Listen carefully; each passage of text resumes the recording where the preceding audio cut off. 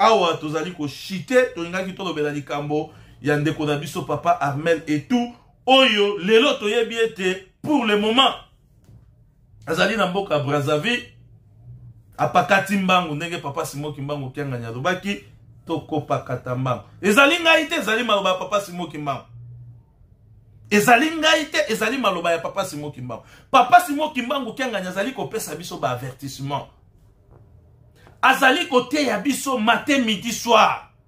mais batu bazali na matoi te eloko nini tolingaki toloba tokolobela yango lisusu te parce que tosi tolobelaki yango mais tokosala mwa réplique ya muke par rapport ya réaction ya bato mususu les émotionnés likambo oyo batata ba maman mingi bazali koloba na nkamba babetaka batu te mingi bazali koloba na nkamba babundaka te ndenge nini bino bokomi kokanela batu ndenge nini bino bokomi kobeta batu attention attention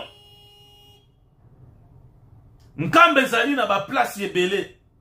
c'est-à-dire tozali na ville sainte oyo babengi yango la ville sainte Kamba Nouvelle Jérusalem les montagnes ou bien la montagne sacrée esika temple ezali soki osali likambo wana bakobeta yo te mais bakomema yo esika babetaka bato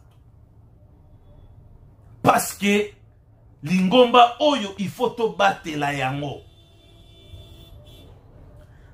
alors batu misusu bazali kozwa avantage ya koloba ete tika na kota na nkamba nakende koyiba mbongo ata bakangi ngai bakobeta ngai te parce que nkamba babetaka batu te attention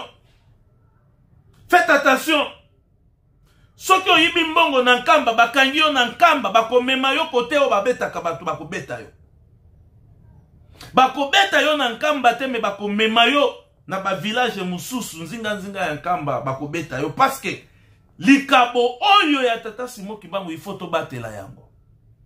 donc okoki komema désordre te na nkamba parce que nkamba babetaka batu te okoki kosala mabe te na nkamba parce que nkamba babetaka batu te ba mabe ezali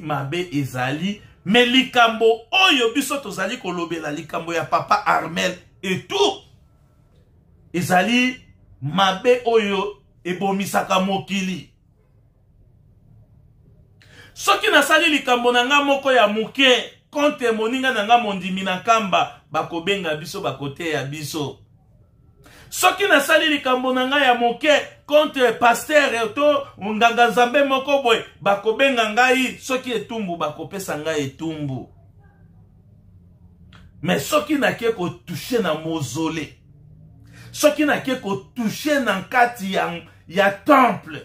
pona bebisa temple soki nake ko toucher na kati ya mausolée soki nake ko toucher la personne du jeu spirituel o ezali ko incarner oyo ezali ko incarner bonzambe kati na biso attention bakoki kobeta yo soki bakobetela yo na nkamba te attention bakoki komema yo bisika bikauka babeteli yo kuna parce que on ne peut jamais toucher à la personne du chef spirituel on ne peut jamais toucher na ba mausolée na biso o ezali ba sacrement na biso o ezali ba lié saint na biso on ne peut jamais toucher na ba temple na biso oyo ba famille emonela ki pasi ba 37 000 familles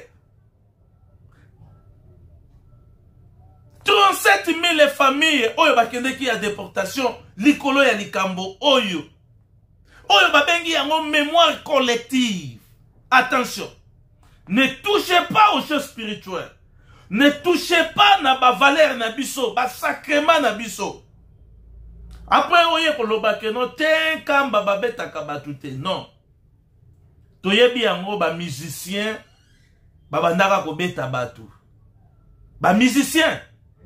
bazali ko kende na cortège ya papa yo zali jangenda muyibi ba musicien moko mibale to misatu bakokita bakobeta yon kuba après ba matina mutuka bake soki pe bakangi bango bakobenga police bakangi bango na sima bakolandela bango bakobimisa bango. C'est-à-dire quand on touche automatiquement na personne ya papa Simon Kimbangu, ezali lokola ba toucher mbala moko na ba na nini na ba base ya spiritualité na biso, ba toucher mbala moko na foi na biso. Yango batu bazali ko leka, bazali ko sala ba message nkamba babetaka batu te. Non non non non non non non. Soki oye kotia mobulu na nkamba, mobulu oyo ya mabe, biso tokotelema poto défendre likambo oyo. Poto yebi ete likambo oyo batata na biso, bakoko na biso, tata Simon Kimbangu amonelaki yango passe. S'il s'agit ya kobeta yo egogo, okozwa egogo. Okozwa egogo. Po oyeba yango ete likambo oyo batu bamonelaki yango passe, bazali ko surveiller yango na ndenge moko ya kosakana te. Alors, boya koyebisa biso te ete nkamba babetaka batu te. Oui, nkamba ezali esika ya bule, biso nyonso toyebi. Kasi soki olingi okotisa mabe, toko mema yo na mopanzi esika oyo tokoki kopesa yo discipline. Yango bomoni makambu oyo elekaki, biso totelemaki tolobaki yango, likambu oyo ezali likambu ya kotika yango te, parce que batouche na mokonzi ya bule.